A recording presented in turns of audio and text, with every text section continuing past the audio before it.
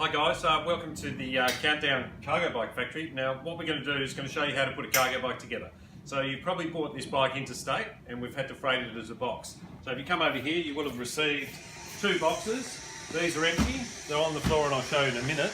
And then what you're going to end up is one of these. Basically the build technique is exactly the same, but there's a few little tricks that'll make it a lot easier. You will get an instruction manual in the box, but it's probably easier just to throw that away and work off this video because these tips are better. Okay, so I've taken everything out of the box. What you're going to have is a frame, your base frame. This is the main structure we work off. And if we scan over here, you've got your bike frame. When you lift things out, just lay them down gently. They've got little wheel protectors and stuff, so if you lay them on a flat surface, they're fine. You've got your hoops, your canvas.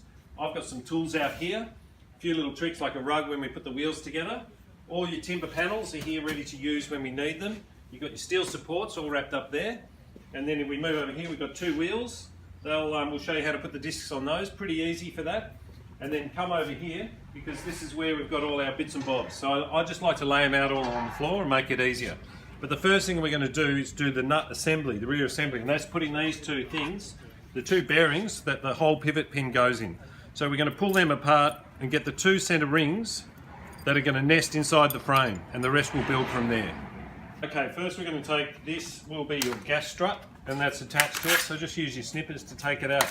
This is for your steering dampener, and it'll just stop you wobbling. So we unwrap that, just put it to one side for now, but I'll show you how to fit that in a second. But initially what we have to do, as I said in the last one, we've got your little bearing parts, and there's two sizes. This one will be punched into there, and the other one will be punched from the rear side. So you can do them in either order. I like to do this one first. And we're going to grab a little block of wood and a hammer, and we're just going to gently block it in. You don't want to smash it too much, but sometimes they fit in beautifully, other times they need a bit of persuasion. But what I do is just rest it in there. You know it's going to fit in that side, and you knock it. This is the only noise you're going to hear during the bike. Okay, sometimes they need a little bit of an extra tapping with your hammer. Just be careful so you don't, like I know the noise is vibrating in the video, but basically what you're going to do is once we put a bit of grease on this, that's going to fit in there and turn beautifully. And the other one's exactly the same. I've already knocked the recess rim into the other side. You can't get them mixed up because they're totally two different sizes. What I'll do now is grease these up, put that one in there, and I'll show you how to then put your main pivot pin through the frame and join it up. You can see I've got a special purpose-built frame. You can use a coffee table or milk crates. Just make sure you return the crates to the dairy. Okay, what you see here, I've greased up the bearings, bit of blue grease. This is the only messy job of the actual assembly. And once it's all greased, what happens basically, it only just does that. It doesn't do the total spin. So just make sure there's enough grease on it. I'm using blue grease, you can use any kind of grease. And then the other one's going to go underneath once we get the main frame on it. So this is your main pivot pin here. Very heavy piece, and what you're going to do, that's going to go in from the top of the frame up into the body. So placing the bike upside down, this is going to thread through here. So it should just go in fairly smoothly. Sometimes it needs a little tap, but that one's spot on. That's pretty good. I've removed some of the plastic to get the frame. The rest of the plastic I'll leave on. So then all you do, you leave your handlebars on the ground, and we're going to lift the bike up. This is where you'll need someone to give you a hand. I've done a few of these, so I can probably get away with it. And what happens is we're going to slide that into that receiver there. There we go, it's locked in. And then we just got to find a way to prop the back wheel up. What I like to use for the back wheel, it depends on, I'm using a rubbish bin with a board on it. So basically you want to get it flat and level, and that's sitting nice and straight. We'll flop until we get the other bearing in. So then what we do from the other side is pick your bearing up, you go underneath, and then you insert the bearing from underneath with a nut and a screw, and we'll take that from the next stage. Okay, so we've got bag number 8. All I do initially is put the nut and the bearing on. That'll hold it in place. So if we come over here, we get our little bearing. It's a bit fiddly with my jig, but if you've just got a table with a hole in it or coffee things, you put your bearing up through there, give it a bit of a wiggle on top, push it up. So basically you're compressing the two bearings together. There's another fitting that goes on later, but just to hold it in place, I just screw the nut on, get my hand in there and just screw it as tight as I can just by hand, and then I'll get a spanner, a large spanner, just tighten it up. Not over tighten it because we're going to undo it again later, but that just holds it straight while we get the other things in order. Okay, so once that's all tight, you just tighten it with a spanner and it just holds it all nice and firm. And the next stage I like to do, in this order, you can change things around, but this is the best way I find. Right, you've got a gas strut. Basically, your gas strut goes in the one slot here, and the other slot, when you push it in, compress it a little bit, it'll go into that slot. I find it's a bit tricky to get the spanner in that, so what I prefer to do is there's usually a bit of plastic film around the edge, just peel it off, like a mandarin or something, and then you take this little clip off here and it comes out. So basically, like any gas strut, it's got a ball joint in it. So you take the ball joint out, and then also in that bag number 8, what you'll find is you'll have 2 washers and 2 nuts. That's a 17mm and that's a nut washer. So there's a slot here, so you push this down, a bit hard to see from that angle, but there's a nut and bolt that go underneath into there. So what I like to do, stick my finger underneath it, slide it into, you see the washer, got the washer, and then you can move the bolt in underneath. And then we've got it, because it's a nylon lock nut, it will start spinning, so that's where you need your spanners. So I like to use a little ratchet 17mm, and then also you've got your 14mm on the top, and you can just tighten it. This one will go over the top, but the other times reverse it in, spanner the right way. There we go, and she's tightening up. So you tighten until it's firm. Don't over tighten anything on these. The nylon lock nuts will hold it in pretty firm. And then what we'll do is we'll be able to put the other end of the gas strut back in there. There we go, that's nice and tight. Put them down, and then we reverse the gas strut. So there's your little hole. So that goes in that hole there, and then you've got your nylon pin. And that pin goes in, or steel pin, sorry, it'll go in that little hole there. It's always easier when no one's looking, isn't it? In there, and then just clip it over. Then you do the reverse, push that in, and then put that bolt in there and tighten up. You can do that without taking the nipple off. So try that, and then we'll move to the next stage of mudguards. Okay, I always like to put the mudguards on first because I've got it upside down and you're going to put the wheel into it. So and then you've got your hands, you can get in and tighten all the nuts. So you get 2 mudguards. They look like one, but they come as 2 pieces. Just unwrap your mudguards and just rest them on the side. You've also got in another bag, you've got these 4 brackets, 2 for each size, and they basically loop around here, your supports. And what you want to do is try and fix them so it's not centered, maybe just out a couple of mil from centered, because that way it just covers the mudguard. So that goes that side, that goes the other side, and then what we do is we rest the guard in there.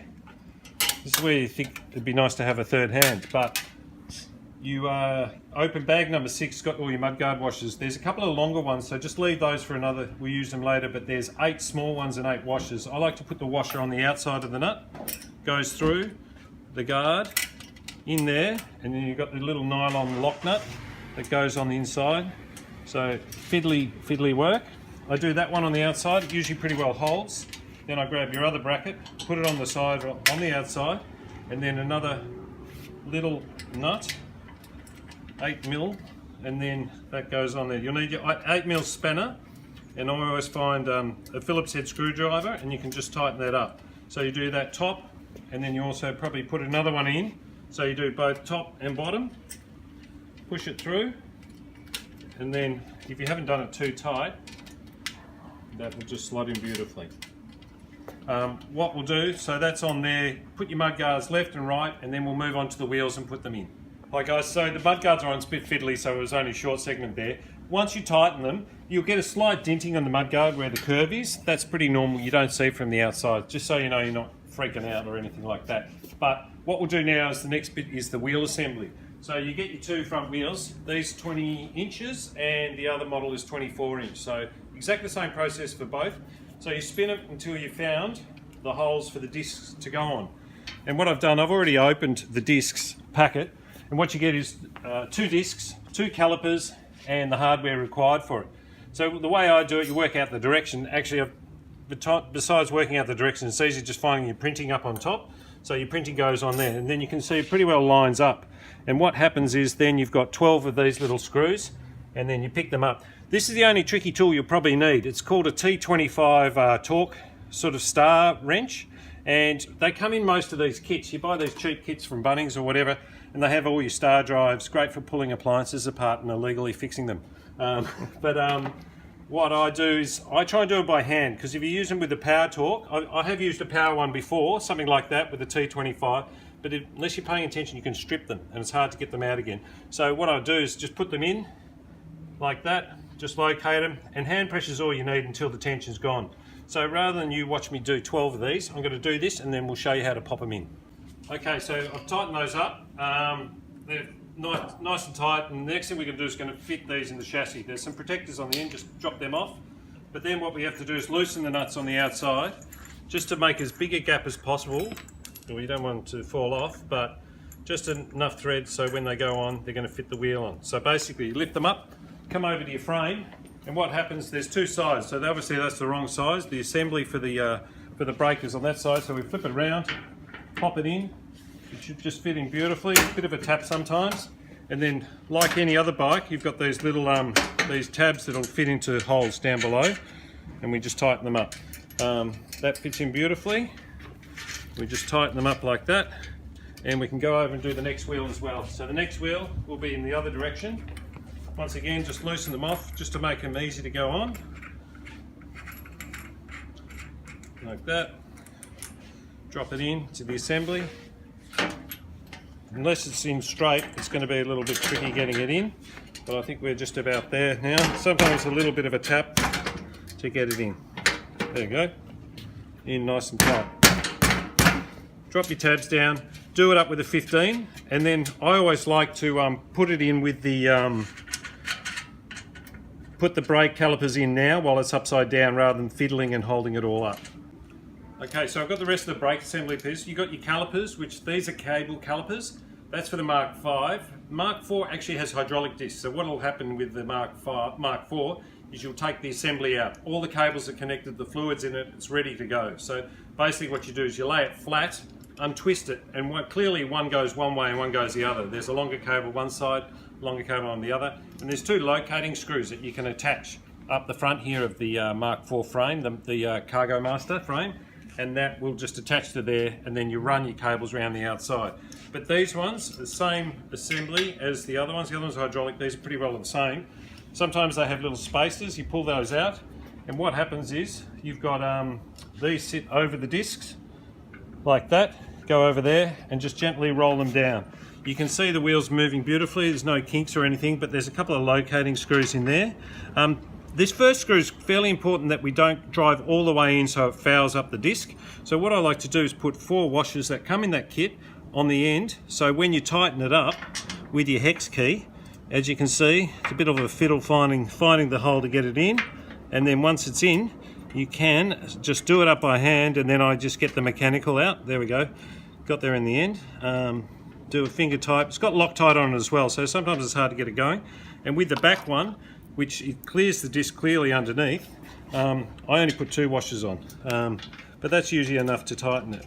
And what happens is we'll tighten these up, and then when you spin it, you can tighten the front ones up as well. So it's a matter of tightening your base first, then tightening your top ones. As it's spinning, you can hear a very slight noise even when it's complete, but what happens when the cables come in, runs a few times, that noise will go away.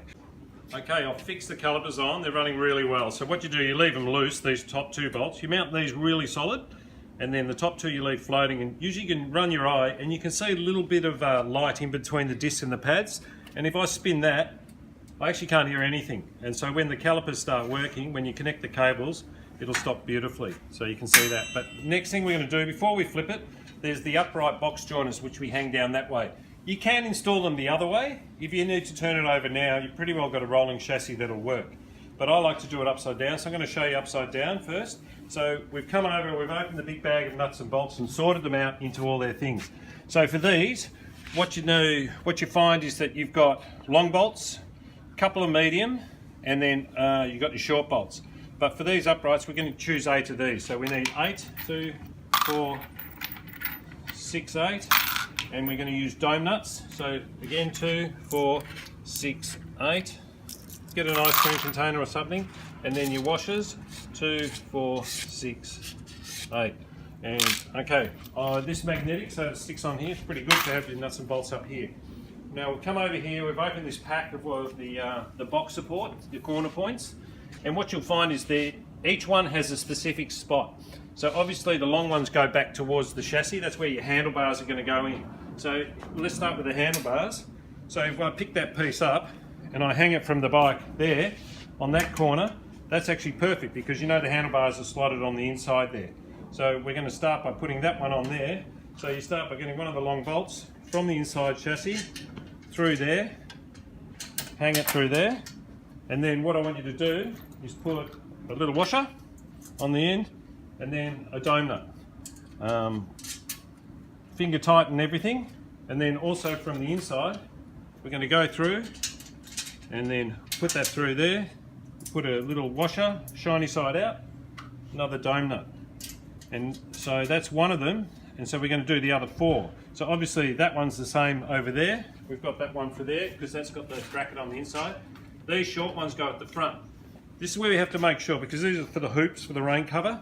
So if we put it on this side, obviously we don't want that at the front. They need to be at the side like those ones. So that one must go over to this corner. So same as before, put a little washer, put the nut through, put the fitting on. Everything pretty well lines up. There's not many cases that you need to sort of get a screwdriver to straighten anything. Sometimes with the timber box we use it as a guide. You put a star screwdriver and that sort of relocates panels. Like you're not actually damaging anything, you're just trying to locate it. And you leave everything loose until you're ready for the tightness stage. So what I'll do, I'll put that on there. And then what I'm going to do, while it's upside down, I'm going to tighten that because I don't need to, that doesn't need to be loose for anything else. So what I'll use is a large Phillips head screwdriver on the inside and a 10mm spanner, and get you to tighten all 4 corners up, and then we're going to flip it. So next time we come back, the bike will be up the other way, probably on a different stand, but you can be building it on the ground now. You don't need the stand, but I like the stand because I do this all the time and it hurts my back. Okay. Hi guys, now looks better, doesn't it? It looks more like a bike. We've flipped it back over, purpose-built stand, but all this stuff you can do on the floor now, so you don't need to balance it on milk crates or anything. But what we need to do now, we only finger tighten this up, or we tightened it with a bolt. So this is your centered pivot bolt, which is kind of important. So we take that off, leaving the washer on that was on there, and then we've got this cover plate that comes with it. Basically the cover plate just completes the assembly and stops it separating. So that goes over the washer, and the bearing slides on like that. And then what you do is you have a spring washer, goes over the top of that, and then you screw your nut back on first. So I just do everything sort of finger tight first, and then what we can do is, this also came in the kit. This is a hex, so you have to have an Allen key in there, and that goes through from this side, through the hole in there, through to the other side, another washer, and a nylon lock nut. So what I'll do, probably out of camera I won't do this, but you tighten that up with your Allen key and your spanner. But the other one is, you make sure you tighten this. This is the time that you can tighten pretty hard. So you'll probably have an adjustable spanner, and you just adjust that, and the spring washer is going to want to pull that down, and that'll just compress the whole coupling and bearing assembly. So once that's done, then we can move over to putting the handlebars on and the front and back panels. So it's kind of exciting now because we're getting to a rolling stage. Okay guys, now this is where we need to put, I like to put the end panels in before the handlebars. It's all about, this stage is all about getting the panels in. Don't tighten everything up yet. I always look to see on the panel which has the best side, because you want the best side facing out. This one, they're both pretty good, but we'll do that one. But make sure the holes are at the top, because that'll be for your seatbelt attachment. The slots in here, okay? And then what happens is you've got in here, for both these panels, we're just doing the side panels first, 10 short bolts, and we need the dome nuts, which are here. And so we come over, we put these in here, put a washer on the outside, and then you got your dome nut. So these, there's a bit of jiggling here, but basically you're getting your medium washers, fitting in the slot, washer, dome nut. So you've got 10 bolts to do here, nuts and bolts. So we're going to do that panel, that will just hold it in place, and then we're going to come and do the front panel. So the front panel is similar, but you've only got one option. This little recess bit has to be on the inside, that's for your reflectors. So obviously you do it that way, that goes in there. That's got 3 bolts, this has only got 2. So with like thing, the small ones, put them through, till they go through the other end, washer and a dome nut. Okay, now it's time to put your handlebars on. This annoying handlebar that's been lying around and moving around. So I've taken the bubble wrap off. So now it's a matter, it's usually got a twist in it because you've moved it so many times. But basically it slots within there. Okay, there's little inserts to go into that first.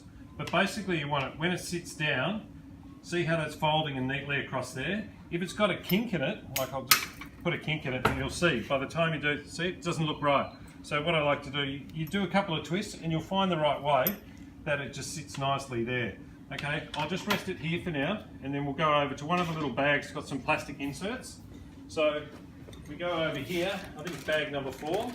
So bag number 4 has a couple of protecting sleeves.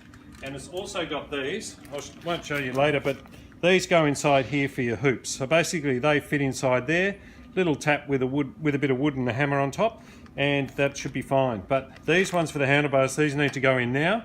They fit in quite easily. One there, and then we can go around, lift the handlebar assembly up with all your kinks out of it. It's a bit tight, but basically you can angle it in and you squeeze it in and it should just go down beautifully. They say that, there we go, not too bad. Well, I like to leave it and clamp it where that bit is level with halfway with that dome nut, which is pretty well bottomed out, okay? So it's good to keep things low initially while you're learning to ride.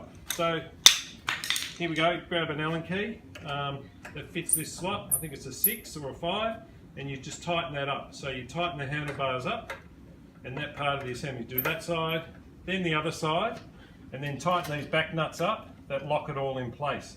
So once this bit's done, what we need to do is you get a small Allen key, loosen the tension on that, and that'll roll around. I just do it by hand sometimes, it's tight enough, and then you can see the gears, because it comes from the factory down there, so we're just lifting it up so it's a bit more visible so you can change the range of gears. So basically it's all connected up, you don't have to worry about that bit. The other bit that's a little bit tricky is you have to adjust your hand grip. So you've got brakes now, you have to run your brake cables. I'll get the brake cables out, and what it's a matter of doing, pulling this back.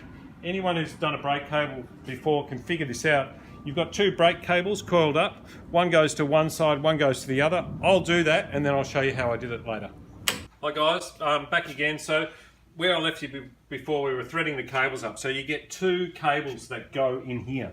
Obviously they're 2 different lengths because they've got to go different distances. So you feed them in the side, it's pretty straightforward once you figure it out what you do. Thread them in, leave them loose. I always like to tidy my cables up. I didn't include cable ties, but they're easy to find, black cable ties. It just neatens everything up, and I'll put them on the other side of the gear lever. So as you can see, then you run your cables down. There's 2 little slots here, and then the short one goes underneath, and then the long one goes through this little connector here, and then underneath. So if you come around this side, what you can see is that you connect your cables up to your calipers, and then you start, there's a little bit of adjustment with the wheels. You have to get it right. So I usually just spin them and then apply the brake and adjust them until they pretty well stop at the same time. Your main brake on this bike is a rear coaster. When you're a kid, you pedal backwards, that's your main brake, and that's the one we're going to use. Also, while we were gone, we put the pedals on, fairly straightforward, seat post and seat as well. So that's the number 13 spanner. This one, that's pretty well maxed. If you need to make it shorter, what you can do, you can take it out of the quick release and just cut a little bit off, just with a hacksaw. If you're fairly short, then it makes a big difference to be lower to the ground. So that one, otherwise it rests through there. That's it. So sometimes you don't need to do it, other times you do. This one's not too bad, so we'll lock that in place.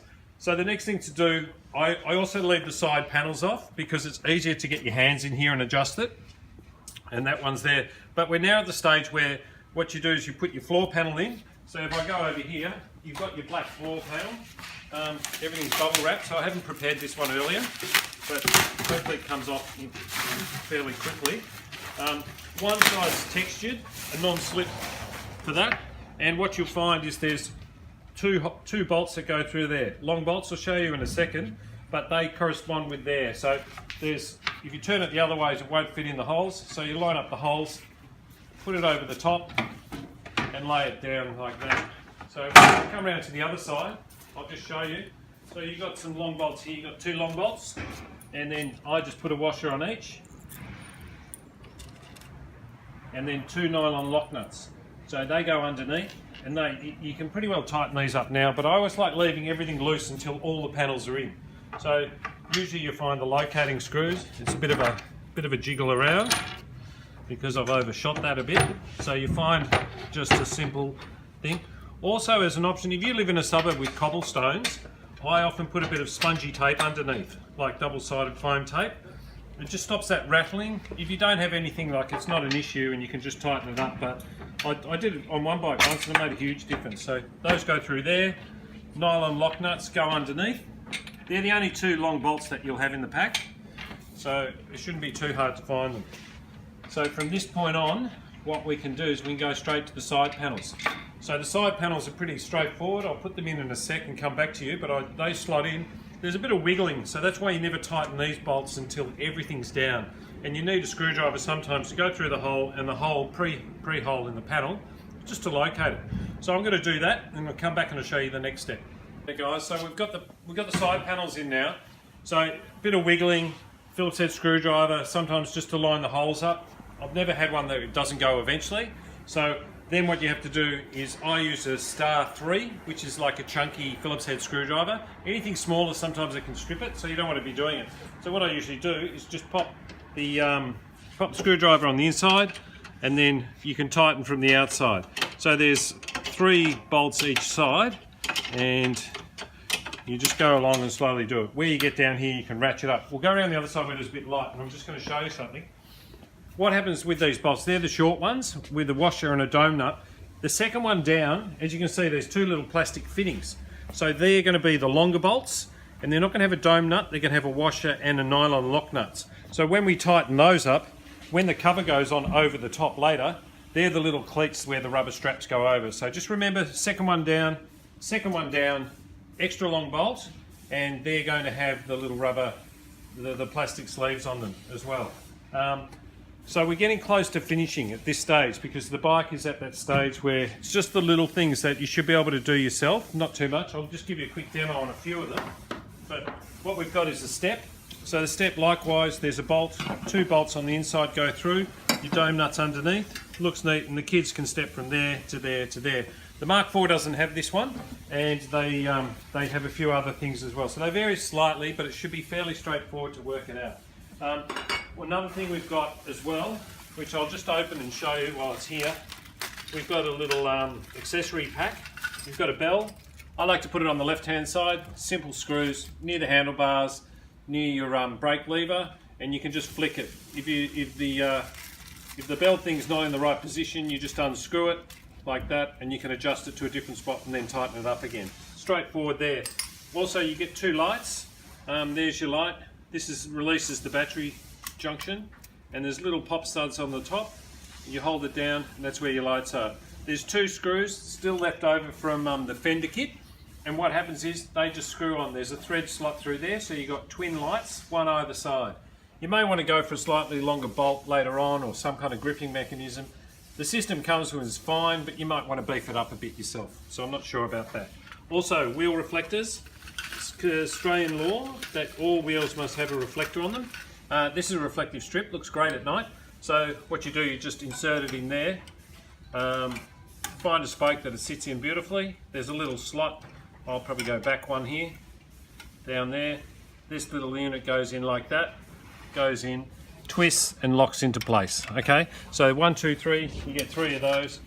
You also get 2 front reflectors. If you come around here, I'll show you. This is where we had the recessed bit in the back. It's got a little knob there. Sometimes when they make them, they've got a high gloss resin on them. Sometimes that hole fills up with resin and makes it difficult to go through. I just use a little drill bit, slightly bigger than that, just to clean them up, just in case there's resin in there. So you undo your nut, put it in there, and then it's an 8mm tube spanner just to tighten that all up. Okay, now we're going to fit the hardware to the seat panel. So the seat panels come all set. Here's one here. All your parts will still be in your toolkit. Basically, you're going to put those L brackets, so the longer side there, onto there, and that's a short screw with a nylon lock nut, and that'll match up perfectly with the holes in the side, which I'll show you on the next one we've done already. So that goes in there, and there's also some little foam tape you'll see in the packet over there that lays on there and just stops the banging noise when you fold it down. Okay, so these are basically all the holes are lined up perfectly, so you can't really go wrong. They're pre-drilled. That's the long one, that's the short one, and we'll go over to the bike now and have a look. So if we bring the bike up forward here, what we've got here is you've got a little clip system. This has got the seat belts on, which you'll have to add later if you need them, but basically there's a little lever that locks under that pin and then locks it down into place. So it just goes up there, bang, and you can put a padlock on there as well, but it locks into place there. Release it, take that clip off, that slides out. You can use that for storage. Put your helmets, if you can get small enough helmets in there, and that lifts out as well, so you don't always have to have the seats in it. As I said before, that's your little pivoting seat at the front, and it's got those foam strips on there, so that should be fine. So to put it back in, it's quite simple. Slide it in that groove, make sure the belts aren't jamming it, up hard, then a little latch, spring lift up, hook it under, lock it into place, fairly solid. So with the seat belts, you'll find that the hardware, the bolts are left for these. Basically, it's a bolt through the inside. You want the seatbelt on the outside so it's not resting on your back, and the little round nut so it doesn't hurt your back as well. So I think we're pretty well done. Looking at this bike, very similar to the other one. Here's a little bell just on the side here. All the cables are neat and tidy. We've got those little plastic stoppers for the hoops. Obviously the rain cover goes over the top there, rain cover over the top. But it'll come down. One thing for maintenance which I like to do is what we have, like any bikes, cables stretch. You've got to look after your bike, your chain tension and your gears. This bike has a tuning device in 4th gear, so if you put it in 4th and you look over the back of the rear Nexus hub over here, there's 2 yellow lines. Bit hard to see in this video, but if you just point where my finger is and you adjust this barrel adjuster, you can adjust that until the 2 yellow lines come into play. So that's basically down there. I'm adjusting that, and there we go. They're in line. It's tuned. What's going to happen is over time your cable will stretch, and then you can just do the barrel adjuster every time. If you ever need to pull it out, it's easy just to pull the cable out of here and unhook it, rather than try and be pulling the little clasp off the end there. Last thing I like to do before I put the reflectors on is I like to tighten the spokes. They come from a factory and usually they're tight, but it's always good to double check. I think it's about a number 13. Any spoke key will do, 13, and there'll be like a 6mm socket or something. But basically, all you're doing is just taking up the tension. You're just gonna, most of them are fine. You don't want to over tighten your spokes, but sometimes in manufacture, it's good to, that they miss it, and some will do a couple of spins, and most of this one's a good one. No problems at all. So I just check every tyre. I usually start at the valve, and then just hand tighten, just very gentle pressure all the way around. Some you might take up a bit of slack, but that'll extend the life of your wheel dramatically. Likewise with all your disc brakes, you can adjust them after a ride. So take it for a good ride, bring it back, just double check everything's tight, but you're going to have fun. Thanks. New model arrived.